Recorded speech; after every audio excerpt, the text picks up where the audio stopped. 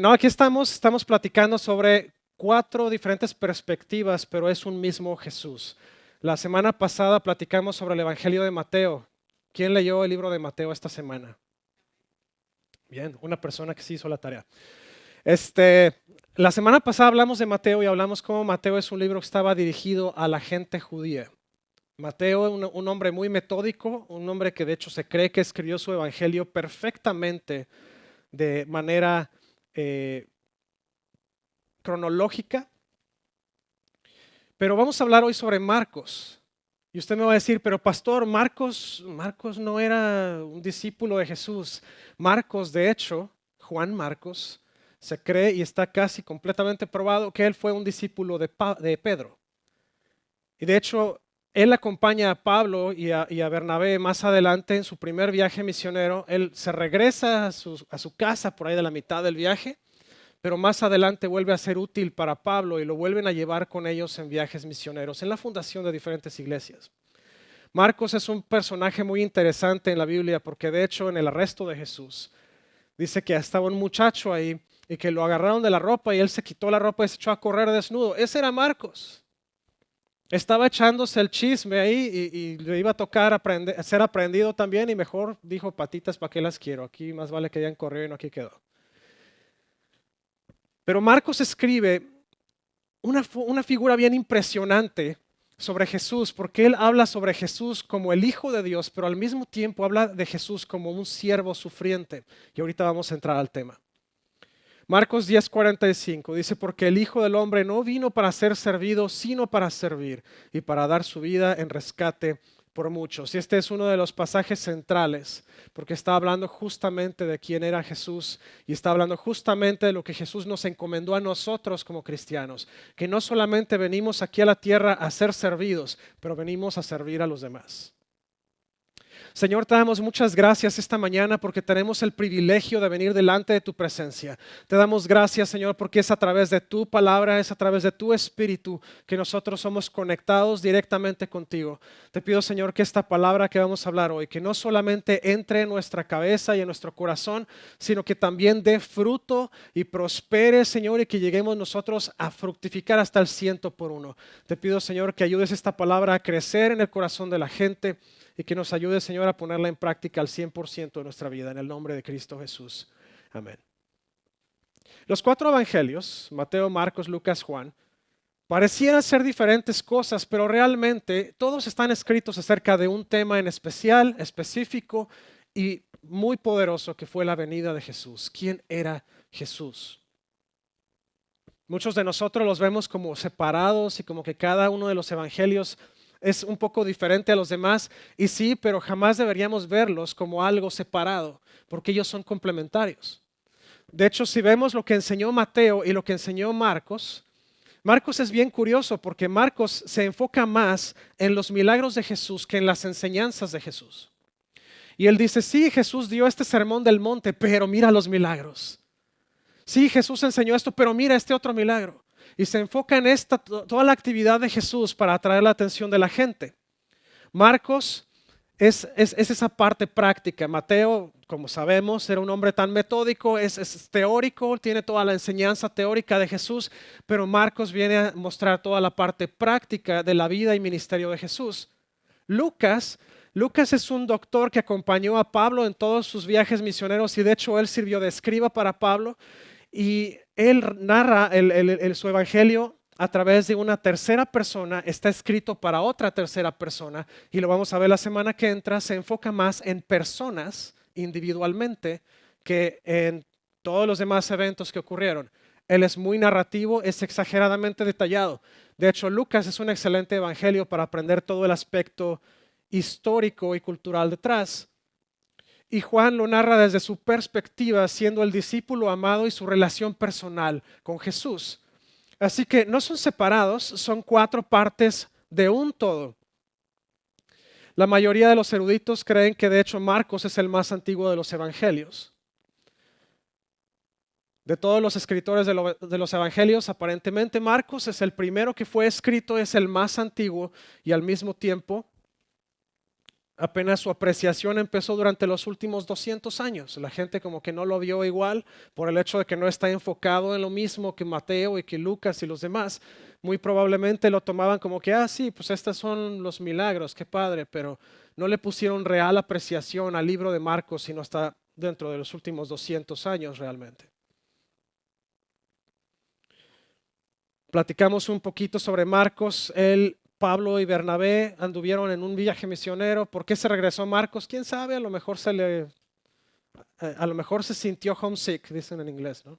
Probablemente extrañaba a sus papás, a su familia, o se le hizo muy difícil el viaje, que puede ser que haya sido de hecho la razón real, porque Marcos era un muchacho, era joven. Pablo ya tenía experiencia, Bernabé tenía algo de experiencia, pero Marcos era un joven y muy probablemente el campo de misiones no le sentó en la primera ida. A lo mejor debió haber ido nada más por un par de semanas a algún pueblo no muy lejos. Pero le sirvió a Marcos y le sirvió a Pablo para crecer también, porque aun cuando no quiso llevar a Marcos después, él se llevó a Silas para otro lado. Después le dice a los demás, mándenme a Marcos porque él va a ser muy útil ahora. Así que Marcos juega papeles importantes dentro del proceso de creación de iglesias a lo largo de toda la historia, así como su evangelio forma una parte muy importante de toda la sección canónica de la Biblia.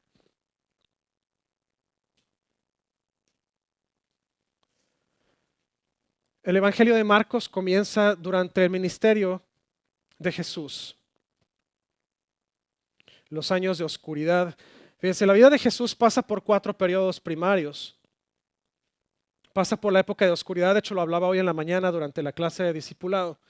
La época de oscuridad, escuchamos del nacimiento de Jesús, escuchamos a sus 12 años que se pierde cuando van de regreso de Jerusalén hacia su tierra natal y no se escucha nada de él hasta que viene más adelante el inicio de su vida y cuando es bautizado, etc.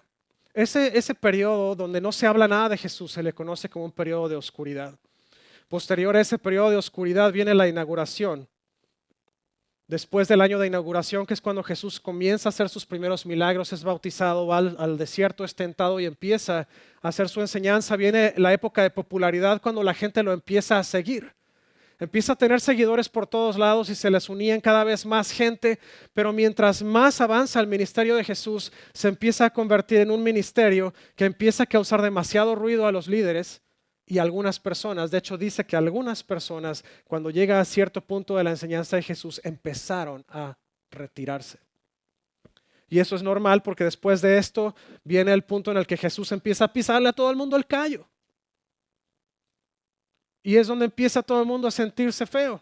Por cierto, si usted está siguiendo la serie de Chosen, van a sacar ya el inicio de la 4ª temporada en cines. Y es justamente cuando empieza el periodo de persecución de Jesús. Y está bueno, está bien apegada a la palabra. Tiene algunas cosas demasiado humorísticas, pero está bien apegado a la palabra.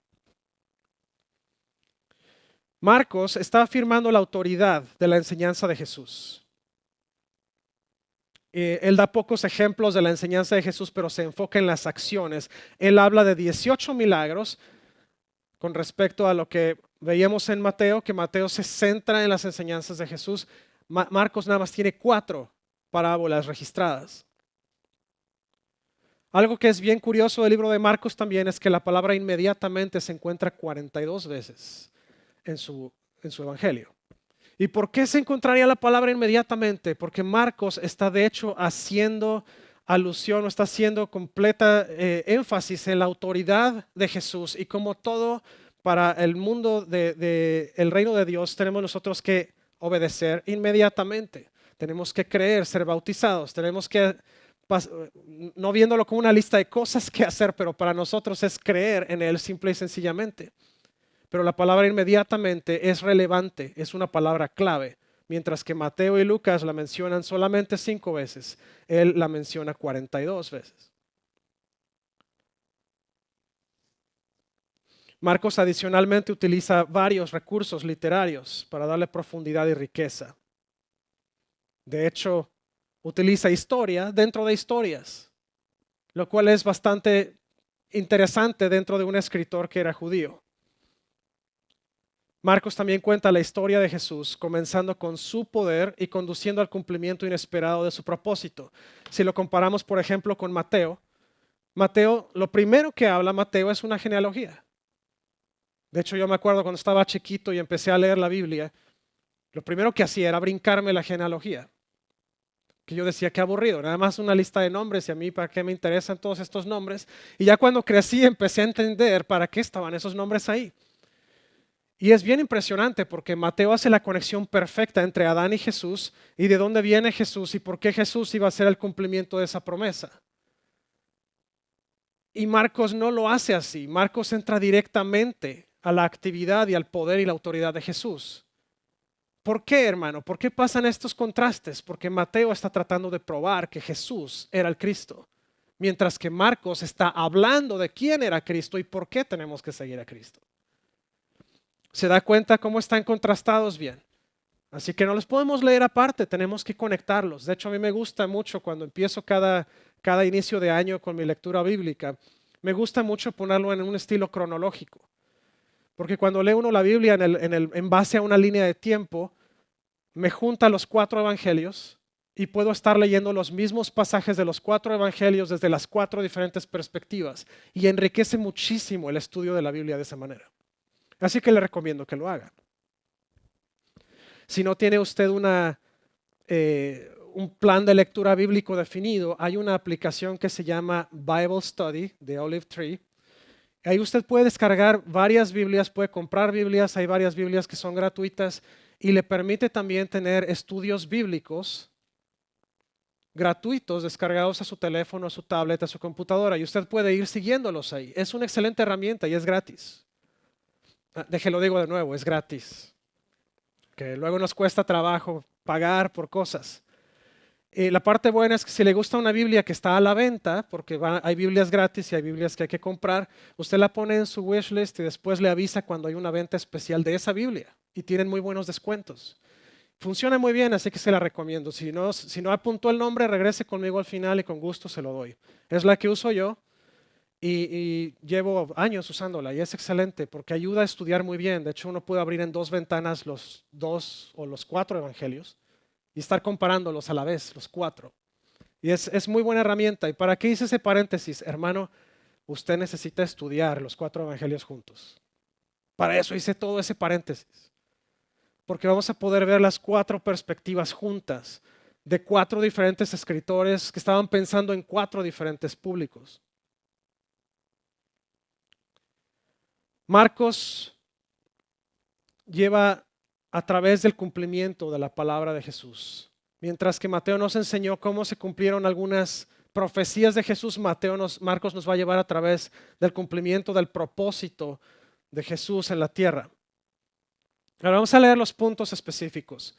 Uno, la autoridad de Jesús, el Hijo de Dios. Marcos está tratando de mostrarnos que Jesús tiene la autoridad por ser Hijo de Dios. Y entendemos que Jesús era 100% hombre y 100% Dios. Y por el hecho de que Jesús era 100% hombre, entendió perfectamente bien cada detalle de la vida de usted y de la mía. Porque Él pasó por crecimiento, Él pasó por adolescencia, Él pasó por tener que sujetarse a sus padres. Y usted va a decir, pero no tuvo hijos, pastor. Me imagino que tuvo que cuidarlos de alguien en algún momento. Porque los niños lo seguían. Y hasta él mismo lo dijo, dejen a los niños venir a mí, así que alguien seguramente, Jesús, ¿me lo cuidas un ratito? Y ya sabían que iba a estar en buenas manos. Pero si usted dice, pastor, pasó por enfermedad, mire, no lo dice la Biblia, pero siendo ser humano, seguramente que sí. A lo mejor, mire, se fue a comer los tacos del puesto equivocado y le hizo mal. Yo qué sé, pero estoy seguro que tuvo que pasar por enfermedad. Pastor, Jesús hizo trampa, seguramente se sanó a sí mismo, seguramente pasó igual que todos nosotros, porque ese era el propósito de Jesús venir a la tierra.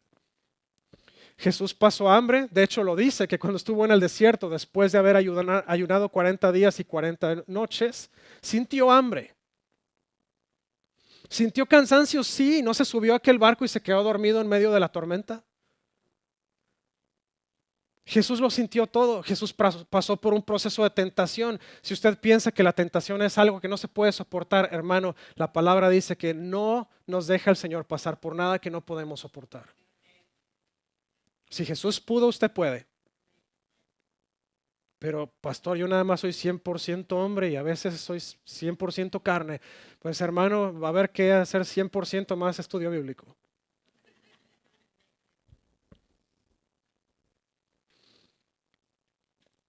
Lo que está tratando de decirnos Marcos es Jesús tiene la autoridad de Dios.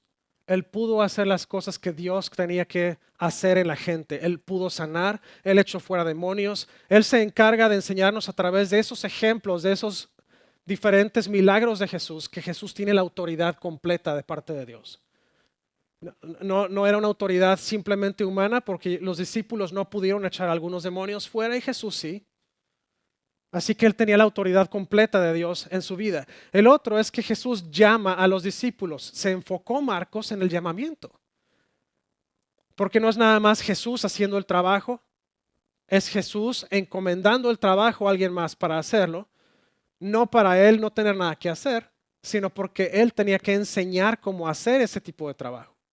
Me encanta cuando regresan los 72 y le dicen, ay Señor, sí, y sanamos enfermos y se sujetaban los demonios a nosotros. Y Jesús les dice, qué bueno que están tan contentos con esto, pero espérense, que viene algo más todavía.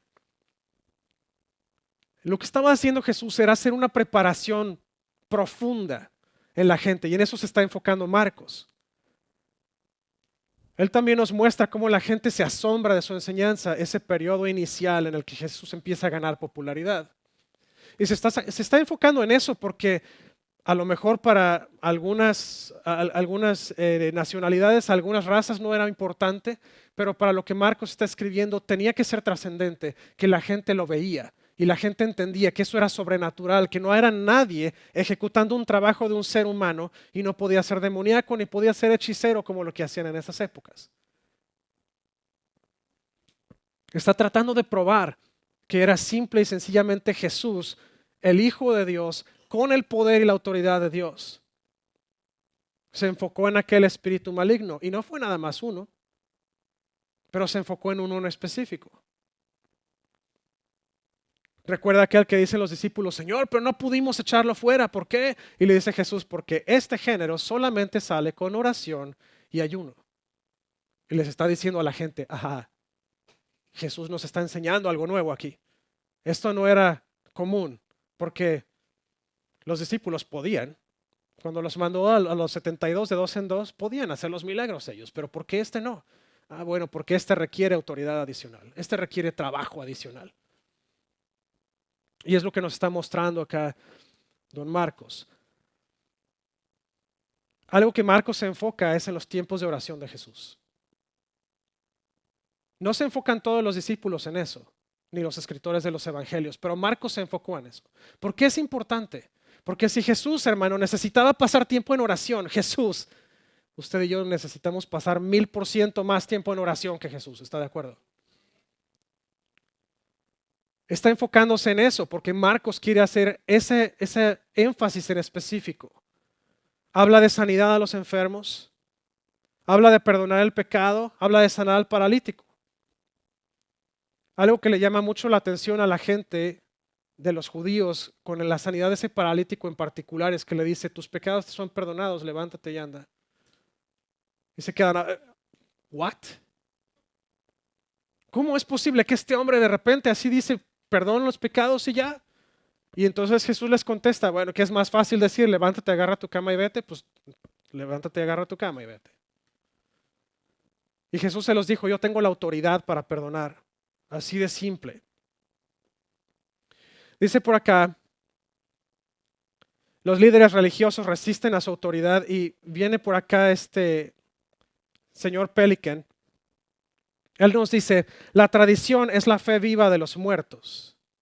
El tradicionalismo es la fe muerta de los vivos. No tiene nada de malo festejar la memoria de personas que han pasado. Eso es simple y sencillamente tener tradición. El problema es cuando convertimos la tradición en tradicionalismo y vivimos nada más para ese efecto. En ese momento nuestra fe está absolutamente muerta. Porque estamos confiando simple y sencillamente en un sistema de tradiciones y no en un Dios vivo que existe, que caminó en esta tierra y que está ahí entre nosotros todavía. Y es por eso que es tan difícil cuando alguien me dice, pero es que pastor, ¿por qué no orarle a fulanito o rezarle a sutanito? Hermano, no les rezamos a ellos porque son seres humanos que murieron y descendieron al polvo cuando Jesús es el que está vivo. ¿Por qué voy a perder mi tiempo rezando por a alguien que está cuántos metros bajo tierra si todavía existe su ceniza? Y bueno, vamos a dejar el poder atrás, nada más el hecho de que no puede escucharnos, no puede contestarnos. Pero Jesús está vivo, es el único que ascendió al cielo después de haber resucitado. Caminó por 40 días en la tierra después de resucitar, lo vieron cuántos miles de personas. Es el único que está vivo. ¿Por qué me detendría a seguir tradicionalismo cuando puedo seguir a Cristo? No estoy echándole tierra a ninguna tradición o a ninguna religión. Lo único que estoy diciendo es, hermano, no pierda su tiempo, váyase con el que lo va a escuchar. Si alguien me dice, vete al call center de tal compañía y háblales y diles, pregúntales de tu factura. Mire, hay compañías con las que yo ni me meto porque ya sé que si hablo por teléfono voy a perder mi tiempo y no voy a resolver nada. Jesús no es de esos. Con Jesús usted le habla y Él le contesta. Y me va a decir, pero pastor, a veces no me contesta. A veces usted piensa que no le contesta. Porque Dios, el Espíritu Santo, Jesús, los tres hablan. Y muchas veces hablan en el momento en que estamos esperando que llegue la palabra, pero nosotros nos tapamos los oídos y nos hacemos los locos. Como cuando estábamos chiquitos, no oigo, soy de palo, tengo orejas de pescado. Hay 5 historias de conflicto que comienzan en los capítulos 2 y 3, cuando los líderes religiosos desafían la autoridad de Jesús. Marcos escribe los conflictos y se enfocó en esos en los primeros 2 capítulos, en los primeros 3 capítulos. ¿Por qué haría esto Marcos? Bueno, Marcos está tratando de mostrar que hay un desafío directo de las leyes del reino de Dios contra las leyes del mundo. Y ese desafío directo va a marcar la diferencia entre ser cristiano y ser cristino. O quiere que se lo diga de la otra forma, entre ser cristiano y ser tristiano. ¿Por qué forma una diferencia? ¿Por qué? Porque Jesús está enseñando que no es lo que dice una serie de leyes, no es lo que dice una serie de reglas, es la fe lo que salva. Jesús les está enseñando, mire, no es el día de descanso el problema. El problema es que ustedes piensan que el hombre fue hecho para el día de descanso y no el hombre de descanso, perdón, no el día de descanso para el hombre. Y Jesús se los dijo, el día de descanso fue hecho para que ustedes descansaran, bola de inteligentes. No para que lo crearan una regla que los destruyera. Y eso es lo que nos está tratando de enseñar Marcos en el libro, conflictos.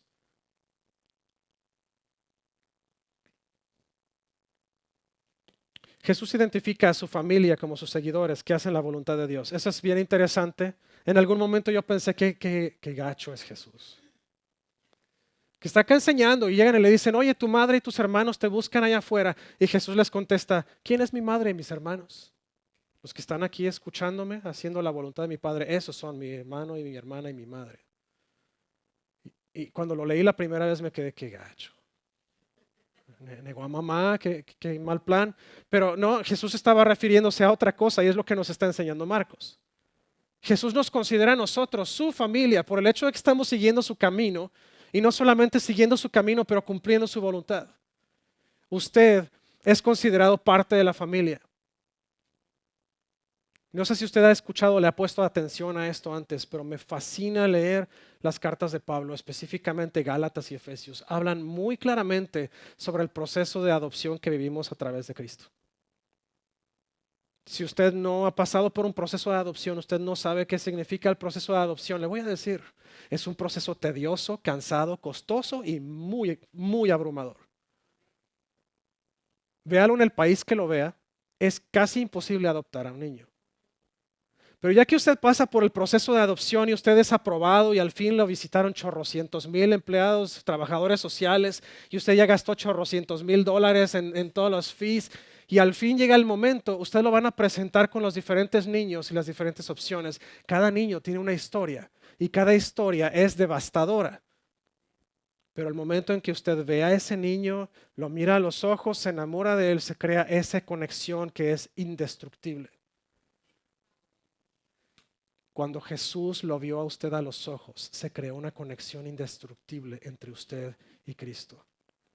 Y fue cuando Cristo dijo, no me importa lo que cuesta este proceso de adopción, me va a costar hasta la última gota de mi sangre, pero la pago con tal de que yo pueda estar con Él por la eternidad.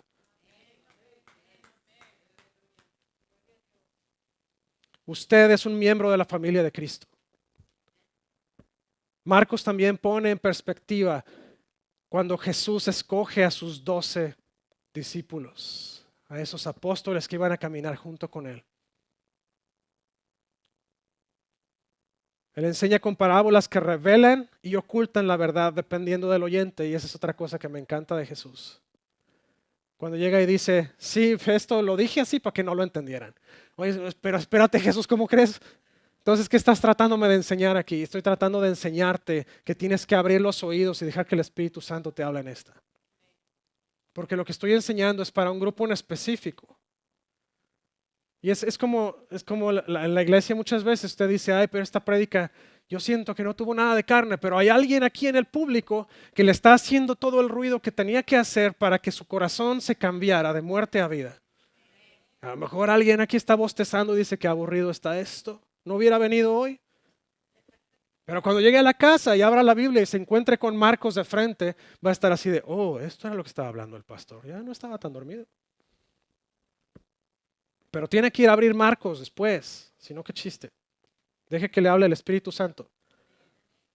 Él está hablando de que Jesús cura a una mujer, resucita a la niña, a la hija de Jairo, niña muerta. No sé si usted se había fijado en esto, pero si no se había fijado ya se lo voy a revelar. Cada vez que Jesús hacía un milagro importante, Él le decía a la gente, no vayas a irlo contando por todos lados. ¿Por qué cree usted que era eso? Porque el punto de Jesús, el punto de los milagros, el punto de todo esto, era que se entendiera que Jesús era el Hijo de Dios y que Jesús tenía el poder para sanar y que Él era el Mesías.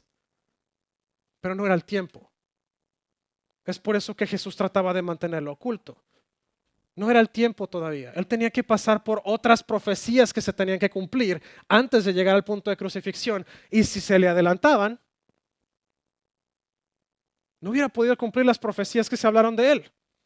Era tiempo, era cuestión de tiempo, era cuestión de darle a Dios el tiempo para trabajar con los discípulos, con la gente que lo necesitaba y Jesús cumplir las profecías para mostrar al 100% que Él era el hombre que habían estado esperando.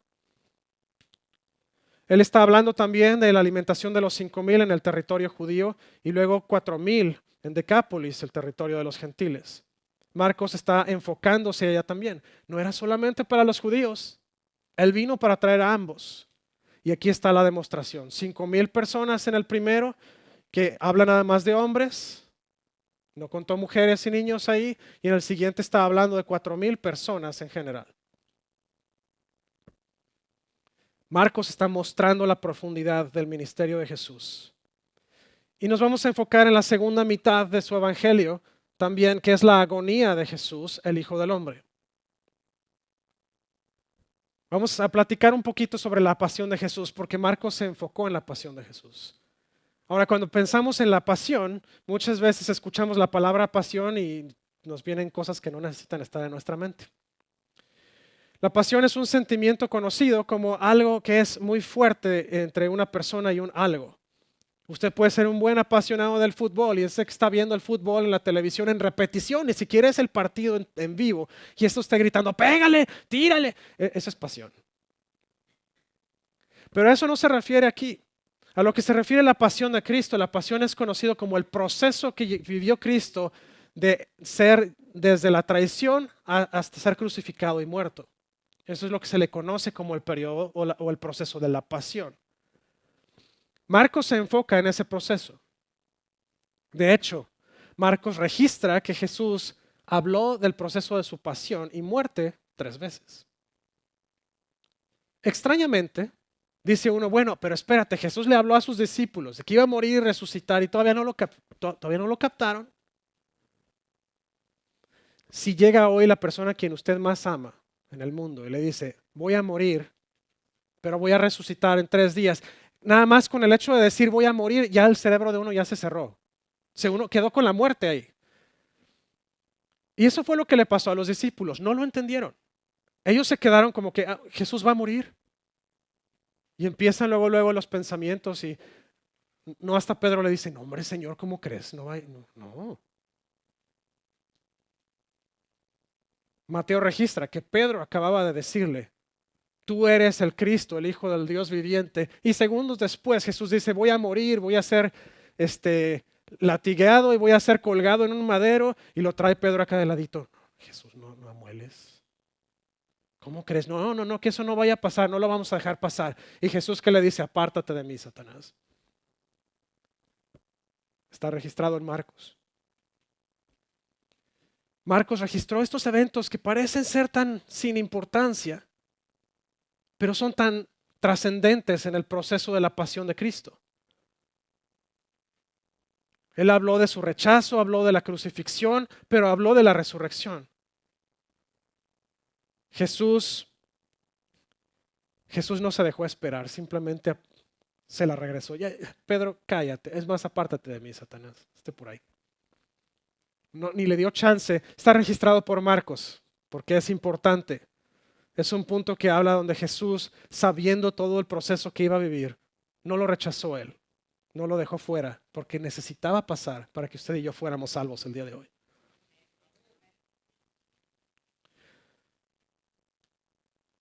Marcos registra la transfiguración de Jesús. Si usted no sabe qué significa este proceso, Jesús sube al monte a orar y se trajo a los discípulos cercanos de él y mientras estaba orando, él se transfigura, que quiere decir que sus ropajes de repente se convirtieron en blancos relucientes y aparecen con él Elías y Moisés. Y están hablando y Pedrito, bien inteligente como siempre, ay Señor, vamos a hacerles 3 enramadas aquí, una para cada quien. Alguien dice, estábamos platicando de esto y la persona con quien platicaba me dice, bueno, es que ¿qué hubieras hecho tú? ¿Ves que de repente Jesús se transfigura y aparecen estas 2 personalidades importantes del mundo espiritual? ¿Qué hubieras hecho tú? Lo más probable que hubiera pasado es que yo me hubiera callado, me hubiera tirado en el piso ahí a hacer reverencia a Jesús nada más. Yo no hubiera hablado porque muchas veces, de hecho se las voy a compartir, mi abuelo decía, hablar cuesta. Es lo que le costó a Pedro. En lugar de estar ahí observando y escuchando lo que estaba pasando, se cerró aquel círculo, una luz muy resplandeciente, dice, Él es mi hijo amado, a él oír. Se la perdió por hablar cuesta.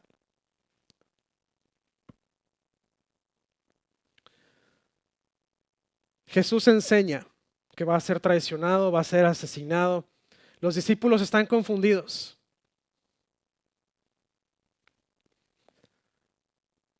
Y viene la enseñanza más grande de todas. Cuando Jesús está ahí hablando, llega un niño, le traían a los niños para que Jesús pusiera sus manos sobre ellos. Jesús está enseñando sobre la diferencia entre el reino de Dios y el reino del mundo. Está explicando que no podemos vivir de la misma manera de los 2 lados. Y en eso llegan niños y los discípulos, no, espérense, niño. Si usted ha escuchado la tremenda corte, sabe de dónde salió eso. Niño.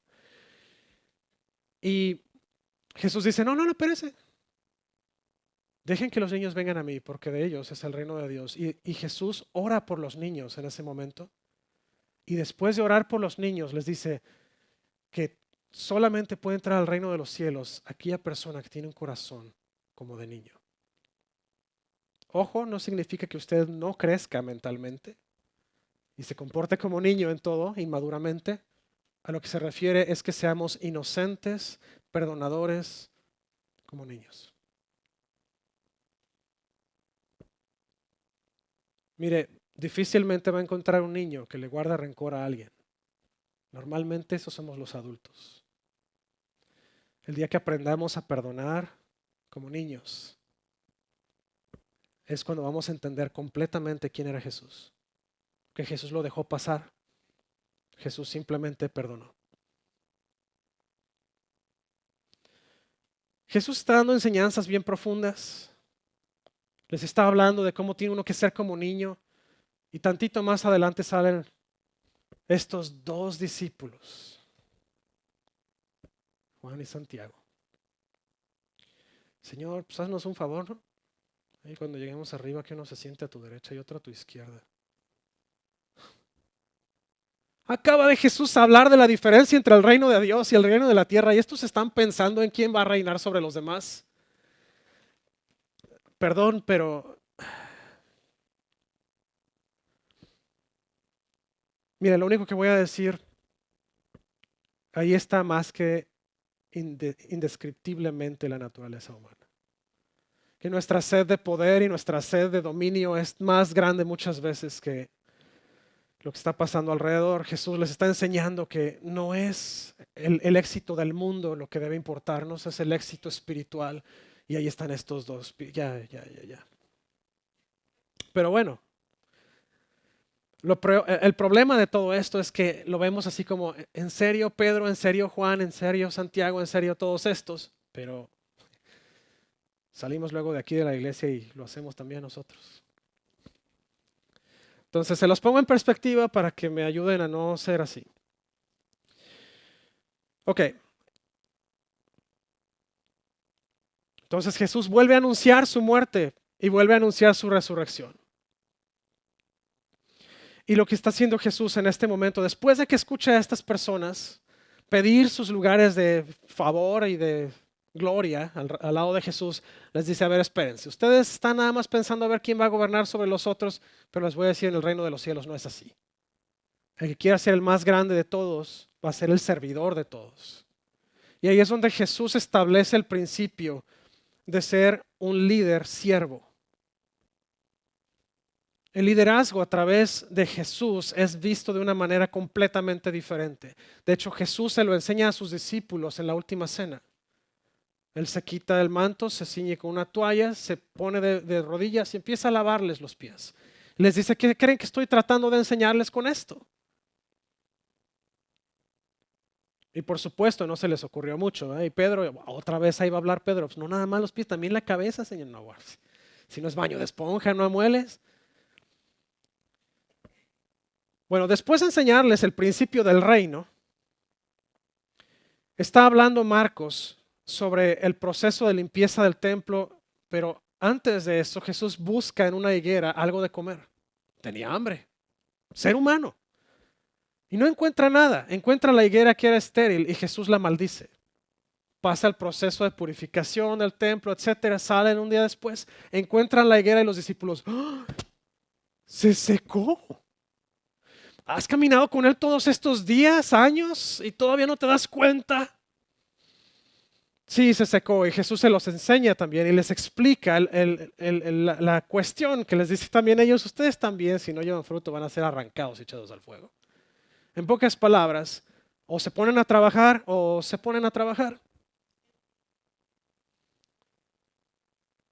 Los líderes religiosos empiezan a conspirar para matar a Jesús. Usan 4 preguntas. La primera, ¿con qué autoridad haces estas cosas? Me encanta la respuesta de Jesús. Si hay alguien que le fascina la retórica, es él. Pues a ver, pues te voy a decir de dónde sale mi autoridad si tú me dices si el bautismo de Juan era de Dios o no era de Dios. Y no le contestaron. De hecho, su respuesta fue la más absurda que pudo haber dado un maestro de la ley. No sé. Ahora, usted sabe por qué dijeron no sé. Sí sabían, bola de mentirosos, sepulcros blanqueados. Bien que sabían. Pero ellos sabían que si decían que era de Dios, entonces estaban validando que Jesús era el Mesías. Pero si decían que no era de Dios, entonces echaban encima a toda la gente que sí creyó que el bautismo de Juan era de Dios. Tenían ellos que mentir para cubrir sus propias mentiras. Después de esto, le preguntan a Jesús, hey, ¿debemos pagar impuestos al César?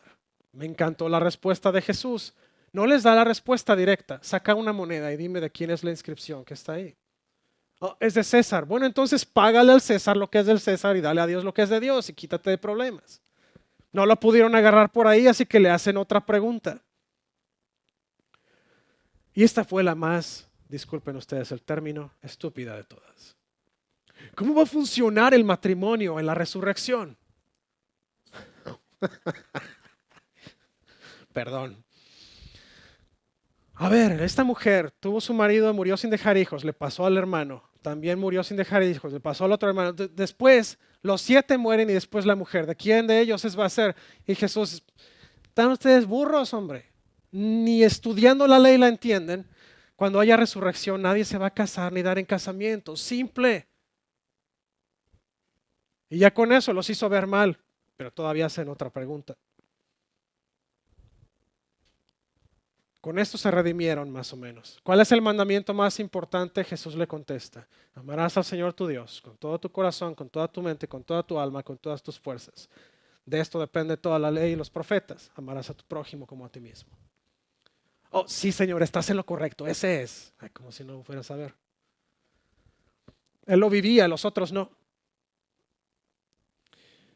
Ninguna de estas preguntas realmente fue para obtener comprensión. Estas preguntas fueron hechas con toda la finalidad de tratar de atraparlo para poderlo condenar y matar. Ojalá hubieran intentado entender algo de eso. Pero en esa parte donde le hacen la pregunta sobre el matrimonio, la respuesta de Jesús: estás muy equivocado. Que si hubiera sido en mis palabras, ¿eres o te haces? Porque en serio, o sea, para no entender el punto de la resurrección, en serio que se les fue. Para ser maestros de la ley estaban pero perdidos, estaban completamente idos. Y esos fueron los maestros, los que enseñaban la ley a los nuevos discípulos, los que enseñaban la ley a la gente. ¿Qué esperanzas tenían? La verdad, qué bueno que Jesús vino. Marcos cuenta la historia de 2 mujeres y los regalos que trajeron a Dios. Esa no está en los otros evangelios, así que es muy exclusiva de Marcos y la cuenta porque tienen un propósito muy particular. Estoy quedando sin tiempo, pero ahí vamos. Todas las profecías que Jesús hizo con respecto a su sufrimiento, muerte y resurrección ocurren. Todas ocurrieron. Los discípulos tal vez no se dieron cuenta de momento. Pedro va ahí: no, sí, Señor, que aunque me cuelguen a mí junto a ti, yo voy a estar. No, hombre, Pedrito, hablar cuesta. Tú me vas a negar 3 veces antes que el gallo cante. ¿Y qué fue lo que pasó? Esa es la parte que más me impresiona de todo. Él ya sabía, porque Jesús le dijo que iba a negarlo. Él pudo haber intentado evitar ese momento vergonzoso. Pero no solamente no lo evitó, sino que dice la palabra de Dios que hasta blasfemó, negando a Cristo. Hablar cuesta. Pero después es levantado. De hecho, fue él restaurado por Cristo. De hecho, no creo que está aquí en mis notas, pero bueno. Después que resucita Jesús, lo restaura las mismas 3 veces que lo negó. Restaura y afirma su amor y le dice a Pedro, cuando Pedro hace la confesión: tú eres el Cristo, el Hijo del Dios viviente, dice: sobre esa verdad voy a fundar mi iglesia. Le cambia el nombre, de hecho, de Simón a Pedro. No porque era muy fuerte, pero porque era bien cabeza dura. Usted recuerda que Jesús le puso apodos a varios. Estaban los hijos del trueno. Todo el mundo dice: es que ellos eran bien impetuosos. No, a mí se me hace que eran bien gaseosos. Les puso los hijos del trueno porque eran bien ruidosos. Ya, tenía que hacerlos reír, sino de qué vive uno aquí. Hay que reírse de la vida. Vamos a concluir, ya con esto cerramos. Jesús se enfrentó a la muerte y permaneció fiel al propósito, incluso con un dolor abrumador. Esto no está en este libro, lo vamos a ver la semana que entra, pero en el libro de Lucas, Lucas, siendo un doctor, habla de una característica clínica que sí es posible que ocurra a un ser humano. que cuando está bajo mucha presión, bajo mucho estrés, todos los vasos sanguíneos de la frente se rupturan y salen las gotas de sangre como sudor. Y Lucas registra que cuando Jesús está orando justamente antes de ser traicionado, Él está sudando sangre. Aún con ese dolor, aún con esa preocupación, aún con ese estrés, Jesús permaneció fiel. Nos va a costar a nosotros, pero Jesús lo dijo claramente. El que quiera venir en pos de mí, niéguese a sí mismo, tome su cruz y sígame. Eso va a representar diferentes cosas para cada uno de nosotros. Que no es la misma manera en que yo tengo que negarme a mí mismo, la manera en que usted se tiene que negar a usted mismo. Cada quien tenemos una forma en que tenemos que dejar nuestro yo atrás, crucificarlo y cargar la cruz de Cristo con nosotros. Y cualquiera que sea esa forma, usted la tiene que identificar junto con el Espíritu Santo y trabajar en ello junto con el Espíritu Santo. Usted no lo va a poder hacer por usted mismo. Jamás va a poderlo hacer por usted mismo. Recibir el reino de Dios significa morir a uno mismo y vivir para Dios. No significa una muerte literal, aunque para algunas personas sí ha sido. Significa que uno va a dejar atrás muchas de las cosas que uno hacía, que uno creía. Hay muchos sacrificios que uno tiene que hacer. Y no tiene que ser cambiar de familia.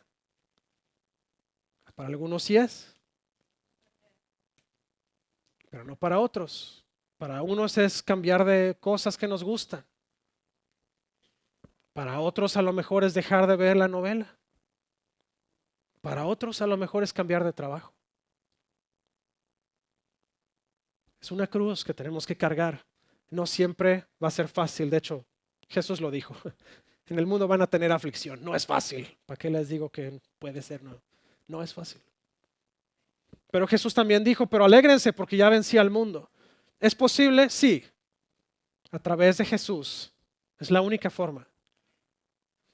Una de las cosas que nos dice justamente los 4 evangelios es que nosotros tenemos que creer en Cristo. Porque Él es la fuente. Él es el centro de todo. Y de hecho les voy a pedir que nos pongamos de pie por unos minutos. Me gustaría darnos unos minutos para tener la cena del Señor juntos.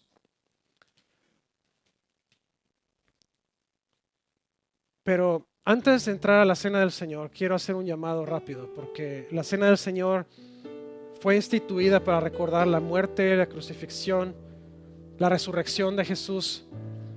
Pero también nos dice el apóstol Pablo en 1 Corintios que no podemos acercarnos a la mesa con corazón indigno. ¿Qué significa corazón indigno? Significa que tenemos pecados no confesados. Significa que Jesús no es parte de nuestra vida. Significa que nosotros simplemente no estamos listos para estar a la mesa. ¿Y qué es lo que pasa si uno toma la cena con corazón indigno? Dice la palabra de Dios que el juicio viene sobre nosotros. Si usted está hoy aquí y dices, pastor, yo no sé qué significa eso para mí, pero yo quiero recibir a Jesús hoy porque este mensaje me pegó fuerte y yo sé que así como Jesús le mostró a la gente cuando caminó entre nosotros que Él era el Hijo de Dios, así quiero que se manifieste en mi vida. Y le voy a decir, hermano, en muchas formas Dios se manifiesta en la vida de nosotros. Lo único que tiene que hacer usted es recibirlo, confesarlo como su Señor y Salvador, y Jesús empieza a trabajar en su vida. Tiene que abrirle la puerta de cada rincón de su vida. No puede cederle media casa nada más. Si usted está listo para tomar esa decisión, le voy a pedir que junto conmigo haga esta oración. Si usted está en este salón y dices, pastor, yo quiero recibir a Jesús hoy, donde usted está ahí, levante su mano. Mire, no es para ponerlo en el spot, no es para hacerle burla, es para saber que cuando uno dice yo quiero recibir a Cristo, uno está poniendo a su ego personal abajo y diciéndole a Jesús yo quiero. Si está listo, vamos a orar. Si nos está viendo usted o escuchando del otro lado, quiere hacer esta oración, vamos a hacerla juntos. Señor Jesús, te doy gracias por el sacrificio de la cruz. Hoy te pido perdón porque sé que te he fallado. Hoy te reconozco como mi único Señor y Salvador y así te confieso como mi único Señor y Salvador. Reconozco que tienes el poder y la autoridad de Dios, porque con poder te levantaste de la muerte. Hoy te pido que entres en mi vida y que me hagas una nueva creación. En el nombre de Jesús. Amén. Si usted hizo esta oración, contáctese con nosotros a través del 918-272-5219, a través de fmonroy@wasofirst.com o a través de plataformas sociales. Si usted está hoy aquí y usted dice, ¿sabes qué, pastor? Yo quiero conocer a Dios más profundamente. Yo quiero profundizar en mi relación. Yo quiero crecer con Él. Yo quiero crecer en Él. Yo quiero ser como Marcos, que tuvo esa capacidad de ver al Hijo de Dios, ese siervo sufriente, siendo el líder, siendo la cabeza, siendo el centro. Vamos a orar. Si ese eres tú, si quieres venir aquí al frente para orar por ti, puedes hacerlo. Si quieres estar en tu lugar, está bien. Señor, te damos gracias esta mañana. Gracias, Señor, porque es a través de tu Espíritu Santo que nosotros recibimos revelación. Gracias porque es a través de la cruz de Cristo que hoy estamos de pie delante de ti. Te damos gracias, Señor, porque nos has traído aquí con un propósito. Y en esta hora te pido, Señor, que tu Espíritu Santo descienda sobre cada uno de nosotros.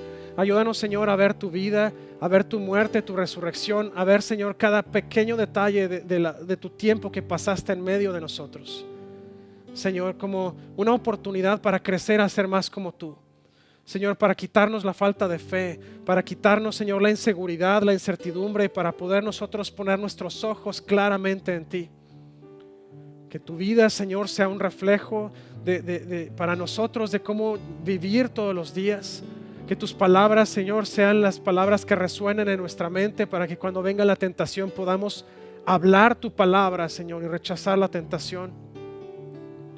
Señor, y así como Marcos nos enseña tantas experiencias y tantos milagros, Señor, tú dijiste también que nosotros podríamos hacer cosas aún mayores, aún mejores que esas.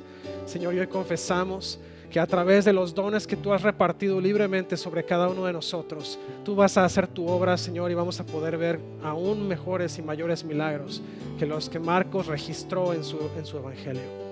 Te pido, Señor, que cada vez que abramos la palabra de Dios para leer, ya sea los evangelios o las cartas de Pablo o cualquier parte de tu palabra, Señor, que nosotros podamos vivirla, podamos experimentarla a nivel personal, que podamos, Señor, ver, entender, que podamos saborear incluso, Señor, esa autoridad, ese poder que tú nos has dado, pero al mismo tiempo, Señor, la humildad con la que Jesús sirvió. Porque tú enseñaste que no es el principio del reino el que seamos poderosos y tengamos autoridad sobre la gente, sino que seamos los siervos de los demás. Porque sabemos que el éxito espiritual proviene de seguirte a ti, obedecerte a ti y el de servir a la gente. Te pido, Señor, que tú nos abras nuestro entendimiento, que nos ayudes a ver, Señor, que no estamos en este mundo para ser servidos, sino para servir, para seguir el ejemplo de Jesús. Permítenos escuchar a través de tus oídos, a ver a través de tus ojos. Permítenos, Señor, ser herramientas útiles en tus manos. En el nombre de Cristo Jesús. Amén. Dice la palabra de Dios que Jesús cuando estaba celebrando esa última Pascua, unas horas antes de ser traicionado, Él estaba con los discípulos y tomó el pan y lo partió. Y le dijo a los discípulos, este pan que estoy pasándoles a ustedes, este pan que estamos tomando hoy, representa mi cuerpo que va a ser entregado y va a ser molido por ustedes.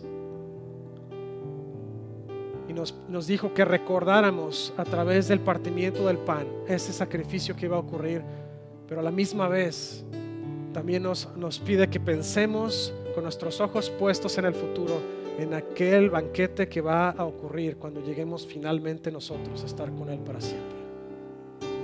Señor, te damos gracias porque fue por tu cuerpo, por tu sacrificio que nosotros, Señor, hemos sido salvados. Te pido, Señor, que tú toques nuestro corazón y nuestra mente, que nos ayude, Señor, a recordar todos los días, Señor, que ese sacrificio fue para nosotros, para nuestra salvación, para nuestra vida eterna, Señor.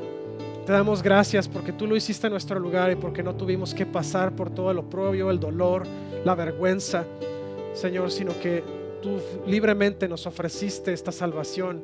Hoy la aceptamos, te damos gracias y hoy la celebramos, Jesús, en tu nombre santo. Amén. Vamos a tomar el pan.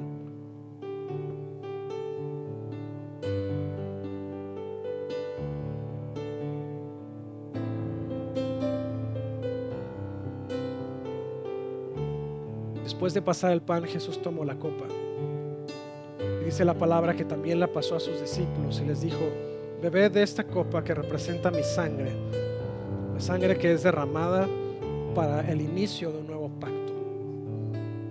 Ese nuevo pacto significa que ya no tenemos que cumplir con toda la bola de reglas de la ley, sino que solamente tenemos que poner nuestros ojos en Cristo y obedecerle. Y es todo lo que tenemos que hacer. No depende de cuántas cosas, no depende de si te portaste bien o mal, depende de que seguiste a Cristo, le fuiste fiel. Eso es todo. Te damos gracias, Jesús, porque fue tu sangre la que pagó por nuestro pecado. Porque decía la ley que solamente podía haber remisión de pecados a través del derramamiento de sangre, y fue tu sangre, ese cordero perfecto, sin mancha, que derramó hasta la última gota de sangre para que nosotros fuéramos perdonados. Sabemos que no podía ser a través de otra forma. Nosotros no éramos capaces de alcanzar la salvación, pero a través de ti nosotros la alcanzamos. Y en esta hora te decimos gracias, Señor, porque tú eres bueno y fiel. Te damos gracias, Señor, porque es solamente a través de Jesús y solamente a través de su sacrificio. Gracias en el nombre de Jesús. Amén. ¿Por qué no participamos de la copa?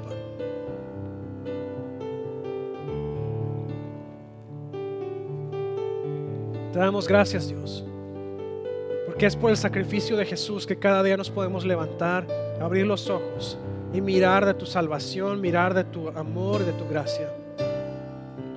Señor, en esta hora te pido que derrames de tu poder y de tu espíritu sobre cada uno de los corazones que estamos aquí presentes, que están en línea escuchándonos. Te pido, Señor, que nos ayudes a entender que el sacrificio que hiciste es un sacrificio para mostrarnos cuánto nos amas, para que podamos nosotros replicar ese amor y llevarlo a los otros allá afuera que necesitan escuchar de ti.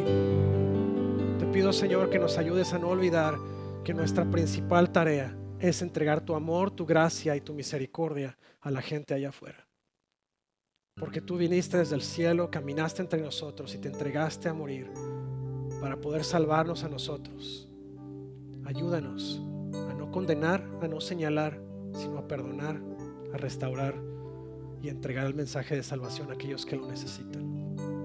Gracias, Jesús. Bendice a mis hermanos, bendice su salud, su casa, sus finanzas, su familia, su trabajo. Llénalos de tu Espíritu Santo donde quiera que vayan, Señor, y te pido que te hagas más que visible y palpable en sus vidas todos los días de aquí en adelante. Que ellos puedan sentir tu presencia, experimentar tu amor, que puedan sentir, Señor, tu calor alrededor de ellos, tu mano de protección sobre de ellos, en el nombre de Cristo Jesús. Gracias. Amén y amén.